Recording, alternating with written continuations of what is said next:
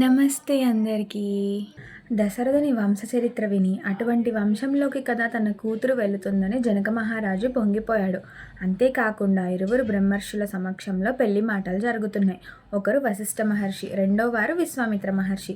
పూర్వం పార్వతీదేవిని అడగడానికి అరుంధతి సమేతులే సప్తఋషులు పెద్దరికం వహించారు. ఇప్పుడు వశిష్ఠ విశ్వామిత్రులు సీతాదేవిని అడగటానికి వచ్చారు.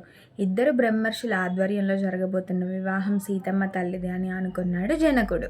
కానీ ఇక్కడ కన్యాదాతకు ఒక లక్షణం ఉండాలి. అడిగినా అడగకపోయినా వివాహ సమయంలో కన్యాదాత ఒక మారు తన వంశం గురించి కూడా చెప్పాలి.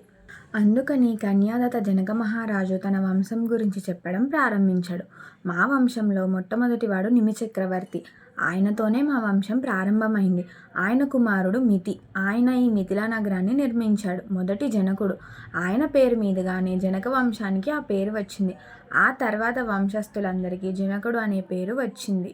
జనకునకు ఉదావసు జన్మించాడు. ఉదావసు కుమారుడు నందివర్ధనుడు.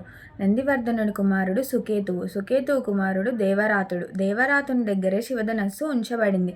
ఆయన కుమారుడు బృహదరుడు. బృహద్రథునికి శూరుడు, మహావీరుడు అనే ఇద్దరు కుమారులు జన్మించారు. మహావీరునకు సుధృతి, సుధృతికి దృష్టకేతువు, దృష్టకేతునకు హర్యశ్వుడు, హర్యశ్వుడికి మరువు, మరువుకి ప్రతిందకుడు, ప్రతిందకునికి కీర్తిరథుడు, కీర్తిరథుడికి దేవమిడుడు, దేవమిడుడికి విభూదుడు, విభూదునకు మహీద్రకుడు, మహీద్రకునికి కీర్తిరాతుడు, కీర్తిరాతునికి మహోరుముడు, మహోరోమునికి స్వర్ణోరోముడు, స్వర్ణోరోమునికి హర్షస్వరోముడు, హ్రస్వరోముడికి ఇద్దరు కుమారులు. పెద్దవాడు జనకుడు, రెండోవాడు కుశధ్వజుడు అని తన వంశం గురించి జనకుడు సభలో తెలియజేశాడు.